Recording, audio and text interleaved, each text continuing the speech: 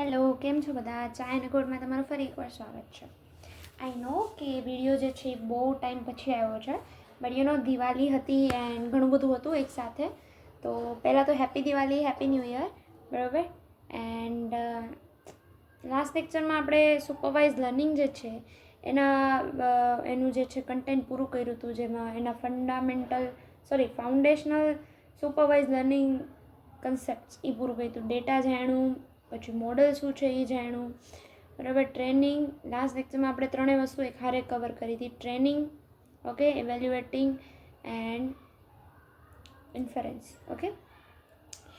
આજે જે છે ટેસ્ટ યોર અન્ડરસ્ટેન્ડિંગ, બરાબર. મતલબ આ જે છે ઇન્ટ્રોડક્શન ટુ એમએલનું લાસ્ટ પાર્ટ છે. આની પછી મેઇન આપણી વસ્તુ શરૂ થશે, બરાબર. આ બધું થિયરી બેઝ છે. હવે જે પ્રેક્ટિકલ ને બધું સાથે આવશે, બરાબર. જોઈએ ટેસ્ટ યોર અન્ડરસ્ટેન્ડિંગમાં પ્રેડિક્ટિવ પાવર, મતલબ આમાં જો આપણે આટલામાં જેટલું શીખ્યા ને કે machine learning, what is machine લર્નિંગમાં, સુપરવાઇઝ લર્નિંગમાં, એનું જે છે એ ટેસ્ટ કરશે. So predictive power, supervise ML model are train using data set with label data set. Okay, તો એ આપણે જાણ્યું કે સુપરવાઇઝ જે મોડલ છે એ લેબલ ડેટાબેઝ સાથે છે. Okay, the model learns how to predict the label from the feature. Okay, એટલે ફીચર પરથી એ લેબલ જે છે એ પ્રેડિક્ટ કરે. However, not every feature in data set has predictive power, બરાબર. હવે મારી પાસે 1000 ફીચર હોય, જો કે આટલા હોય નહીં, બટ બધા ફીચર જે છે એ થોડી લેબલને પ્રેડિક્ટ કરી શકે, બરાબર. કોઈ એવા 10 કે 20 જ એવા ફીચર હોય, અથવા ફોર એક્ઝામ્પલ 10 ફીચર છે, એમાંથી કોઈ 2 કે 3 જ ફીચર એવા હોય કે જે લેબલને અફેક્ટ કરે. સમજાય છે? Okay, so only a few features act as a predictor of the label. હવે આનું એક્ઝામ્પલ જો આમ જોવા જાઓ તો ફોર એક્ઝામ્પલ રેન થશે કે નહીં, બરાબર. એનું જે છે એ આખું મેં ડેટાબેઝ છે, તો એની માટે મારી પાસે હ્યુમિડિટી છે, પછી ઘણા બધા ફીચર છે. પણ એક મારી પાસે ફીચર છે કે આસમાનનો રંગ કેવો છે, સ્કાયનું કલર કેવું છે. તો હું એમ કહું કે સ્કાયનું કલર જે છે આવું ડાર્ક થઈ જાય તો મતલબ રેન આવશે. તો એવું જરૂરી થોડી છે કે હર વખતે ડાર્ક થાય ત્યારે રેન આવે જ તે. તો એ જે છે સ્કાયનું કલર જે છે એ જે લેબલ છે આપણું જે ફીચર છે એ લેબલને અફેક્ટ કરતું નથી એટલું બધું.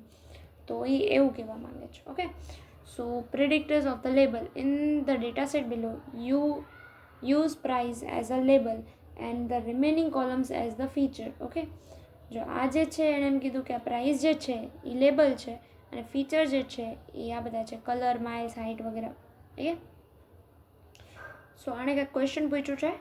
Which 3 features do you think are likely the greatest predictor of the car price? મારી માટે તો આ બહુ અઘરો ક્વેશ્ચન છે, બિકોઝ કારમાં મને એટલી બધી કંઈ નોલેજ છે નહીં.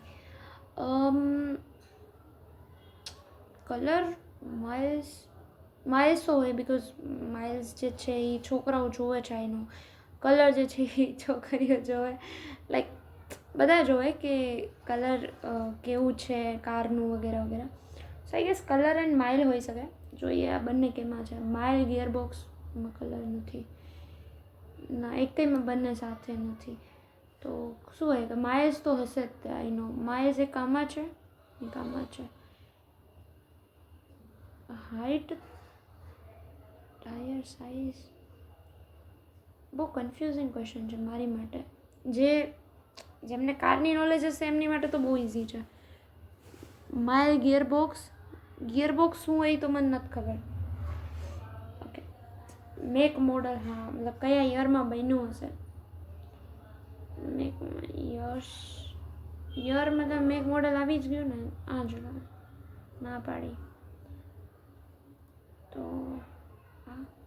જો માઇલ્સ હશે એટલે મેં માઇલ્સનું જ કહ્યું. A car, make model, year and miles are likely to be the strongest predictor. Okay, so next જોઈએ supervised and unsupervised learning related કે ક્વેશ્ચન પૂછેલા છે. Based on the problem, you will use either a supervised or unsupervised approach. For example, if you know beforehand the value or category you want to predict, you would use supervised learning. એટલે એમ કહે છે કે તમને ખબર છે કે category અથવા value જોવે છે તો તમે સુપરવાઇઝ લર્નિંગનો યુઝ કરજો, કારણ કે તમારી પાસે જો લેબલ હશે તો તમારી સુપરવાઇઝ લર્નિંગ કરી શકો છો, બરાબર. However, if you wanted to learn if your dataset contains any segmentation or grouping or related example, you would use unsupervised learning. તો એણે આ કીધું છે બરાબર, બટ આનું ઊંધું કરીએ તો એ ડેફિનેશન થઈ જાય કે અનસુપરવાઇઝ લર્નિંગ ડેફિનેશન શું થશે કે જ્યારે તમારે સેગમેન્ટેશન્સ ઓર ગ્રુપિંગ જોવે છે ડેટામાં બરાબર, તો તમે અનસુપરવાઇઝ યુઝ કરો. સેમ ફોર સુપરવાઇઝ કે સુપરવાઇઝ લર્નિંગ ક્યારે કામ આવે જ્યારે તમારે કોઈ વેલ્યુ અથવા કેટેગરી પ્રેડિક્ટ કરવાની છે ત્યારે. ઓકે, સો જોઈએ. Suppose you had a data set of user for an online shopping website and it contained the following columns. મતલબ એ એમ કહે છે કે મારી પાસે એક ડેટા છે આટલો બરાબર, તો એ શેનો ડેટા છે? શોપિંગ વેબસાઇટનો ડેટા છે. ઓકે, સો હવે ક્વેશ્ચન શું કહે છે? If you wanted to understand the types of user that visit the site, would you use supervised or unsupervised learning? Type of user થયું તો કેટેગરી થયું બરાબર. આઈ ગેસ કેટેગરી આવ્યું મતલબ સુપરવાઇઝ લર્નિંગ આવશે. અનસુપરવાઇઝ કેમ? Because we want the model to cluster group of related customer. અચ્છા, type. Okay, we would use unsupervised learning. After the model clustered the users, we would create our own names for each cluster. For example, discount seekers, deal hunters, okay, whatever. But unsupervised learning use થશે એમાં. Supervised કેમ નો use થયું? Supervised learning because I am trying to predict which class a user belong to. ના એને એ તો નથી જોતું મેં આટલું જ વાંચ્યું just supervise learning. Okay, in supervise learning the data set must contain the label. Okay, એ એમ કહે છે કે અહીંયા લેબલ નથી ને એટલે સુપરવાઇઝ લર્નિંગ નહીં યુઝ થાય. મે બી આ વિચાર્યું હતું બટ ઇટ્સ ઓકે, કોઈ વાંધો નહીં. Suppose you had N energy usage data set four home with the following columns. Okay, આટલી કોલમ્સ છે. What type of ML would you use to predict the kilowatt hours? Okay, આને predict કરવું છે kilowatt hours. તો આ kilowatt hours જે છે બરાબર આપણી પાસે આપેલું છે, મતલબ આ લેબલ આપેલું છે, મતલબ સુપરવાઇઝ લર્નિંગ થશે આઈ ગેસ. ઓકે, હવે સાચું ગયું. Okay, suppose you had a flight data set with the following columns: departure, airport, destination, date, time of day, airline, fuel, ticket, cost. Okay, if you wanted to predict the cost, હવે જો cost જે છે એ આપેલું છે મતલબ supervise. Okay, અહીંયા સુપરવાઇઝના type છે. Of an aeroplane ticket would you use regression or classification? એરોપ્લેનની જે ટિકિટ છે એનું પ્રાઇસ મતલબ વેલ્યુ, તો વેલ્યુ આવે રિગ્રેશનમાં, કેટેગરી આવે ક્લાસિફિકેશનમાં. Okay, numeric. Based on the data set could you train a classification? Okay, હવે આ ટ્રેનિંગનો જ છે, આપણે જે લાસ્ટ લેક્ચરમાં જોયું હતું એનું. જો તમે લાસ્ટ લેક્ચર નહીં જોયો હોય તો હું તમને આઈ બટનમાં લિંક આપી દઉં છું. Based on the data set could you train a classification model to classify the cost of an airplane ticket as a high, average or low? મને ક્વેશ્ચન સમજાણો નહીં. Based on the data set, could you train the classification model to classify the cost of an aeroplane ticket as high, average, low? Okay. Yes, but we need, and I guess we need one છે. મારું English એટલું સારું નથી. We need, I don't know, but we need first need તો નહીં હોય. Okay, but we first need to convert a numeric value in the aeroplane ticket cost column to the category. Okay, હા આ મને લાગે છે બટ જોઈએ. No, it's not possible to create a classification model. ના એવું તો ન હોય. No, classification model only predict two categories like spam not spam. ના યાર, મોર દેન વન કેટેગરી હોઈ શકે. અને આમાં એમ કહે છે કે ના, ક્લાસિફિકેશન મોડલ જે છે એ ન્યુમેરિક ઉપર કામ ન કરે, તો એવું તો છે નહીં. આઈ ગેસ આ આવશે. સાચું કર્યું. આ તમે રીડ કરી લેજો પોઝ કરીને, બરાબર. Okay, training and evaluating. After we train a model, we evaluate it by using a data set with a label example and then compare the model's predict value to the label's actual value. હા, okay, એ આપણે last લેક્ચરમાં જોયું હતું. Select the two best answer for the question. Okay, if the model predict are far off મતલબ model જે છે એ predict કરે છે અને એકચ્યુઅલ વેલ્યુ જે છે એ અલગ છે. ફોર એક્ઝામ્પલ મોડેલ એમ કહે છે કે 10 આવશે આઉટપુટ, બરાબર, બટ આપણું જે છે એ 15 છે, તો 5નો ડિસ્ટન્સ આવ્યું એમ, તો એ ફાર ઓફ થયું, એટલે કેટલું દૂર છે એમ. અને અહીંયા ફાર ઓફ મતલબ બહુ દૂર આવે છે, બહુ ગેપ આવે છે. હાવ એમ નહીં કે 10 અને રિયલ વેલ્યુ 10.5 છે, એટલું નિયર બાય નથી, ફાર ઓફ મતલબ બહુ દૂર છે. So what might you do to make them better? તો બેઝિકલી ક્વેશ્ચન એમ છે કે જો મોડેલ જે પ્રેડિક્ટ કરે છે એની વેલ્યુ ને એકચ્યુઅલ વેલ્યુમાં ડિફરન્સ આવે છે, તો તમે શું કરશો? ઓબ્વિયસ છે રીટ્રેન કરશું આપણે, પણ રીટ્રેનમાં એણે 2 ઓપ્શન આપ્યા છે, જોઈએ. Retrain the model using a larger and more diversified data. Okay, કારણ કે એણે ખોટું કર્યું, મતલબ શું થયું? એક સેકન્ડ.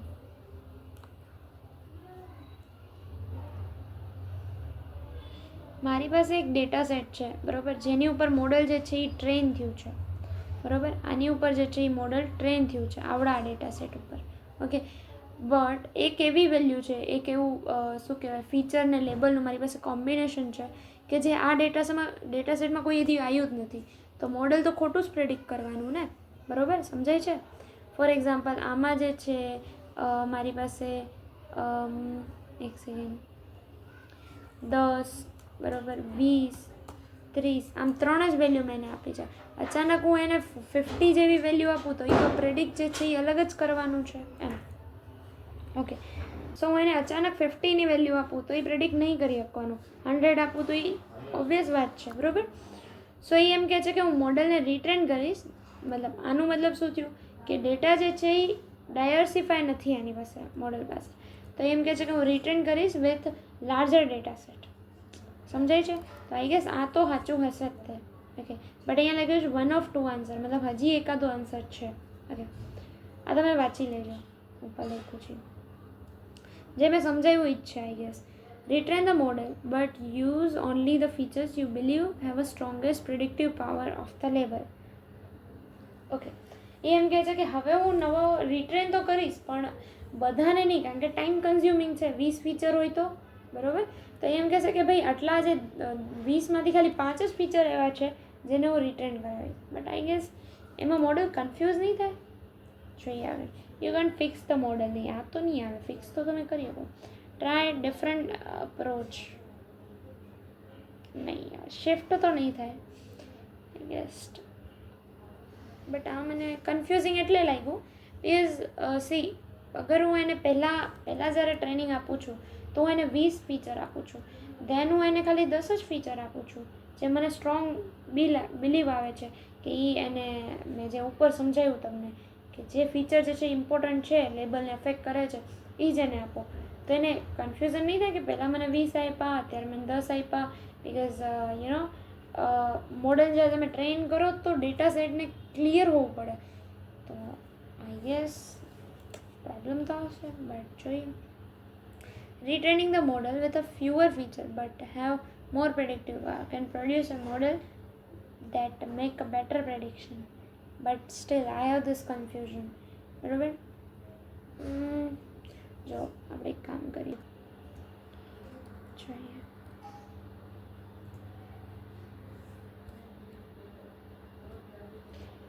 ચેટ જીપીટીનું અપગ્રેડ ફોર ફ્રીનું GPT-5નું ઓલું આવી ગયું છે, 1 વર્ષ માટે ઇન્ડિયામાં ફ્રી છે વાપરવાનું, બરાબર.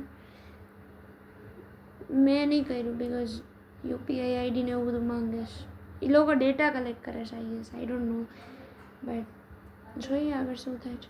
કે excellent question, let's clarify. Second answer is actually correct. Why does confuse model if remove features, remove less or when we train a model. Okay, આ આટલું એમ તો કહે છે કે learn faster, generalise better, because સી ના 20 ફીચર્સ ઉપર એ લર્ન કરશે અને 5 ઉપર લર્ન કરશે તો એ ફાસ્ટ જ થવાનું છે, ઓબ્વિયસ વાત છે.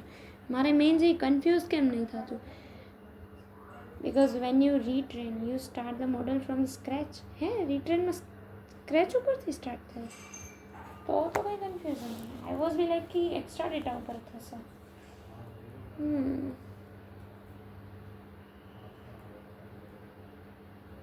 ઓકે, સો તો કંઈ ટેન્શન નથી.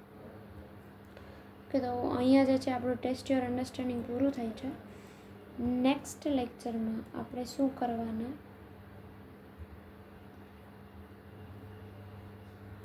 અહીંયા જે છે મશીન લર્નિંગના ક્રેશ કોર્સ છે આપણો મેઇન છે. અત્યાર સુધી આપણે હતા પ્રી રિક્વેસ્ટમાં, બરાબર, કે પહેલાં મારે શું લર્ન કરવું જોઈએ, તો એ આ બધું જ છે. ઓકે, આમાં ઘણું બધું લખ્યું છે કે લિનિયર એલ્જીબ્રા ને એવું બધું ભણો, પણ એમાં આપણા માથાના વાળ ખરી જાય એમ છે.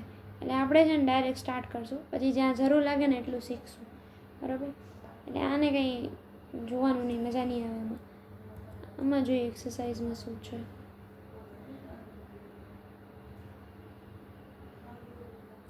મેં આ કંઈ કર્યું નથી, કામ આવશે ત્યારે કરશું આપણે. આ લિનિયર રિગ્રેશનથી મેં ડાયરેક્ટ સ્ટાર્ટ કર્યું છે. જો અહીંયા લખ્યું છે, અહીં આ જે છે લિનિયર રિગ્રેશન સમજવું હોય ને તો આ પ્રી રિક્વેસ્ટ જે છે એ આને સમજી લેવાનું. એ આપણે જે અત્યારે પૂરું કર્યું એ, બરાબર. જો આવડું આ ઠીક છે, તો આપણે લિનિયર રિગ્રેશન સમજવાના કાબિલ છીએ. ઓકે, બાકી આની જે છે લિંક હું આપી દઈશ. તમારે જો કાંઈ ન સમજાયું હોય તો તમે એને કમેન્ટમાં પૂછી શકો છો, અને બીજી વાર વિડીયો જોઈ શકો છો ન સમજાણું હોય તો. અને બીજું શું કહીએ કાંઈ એમ છે. ઓકે, બાકી થેન્ક યુ.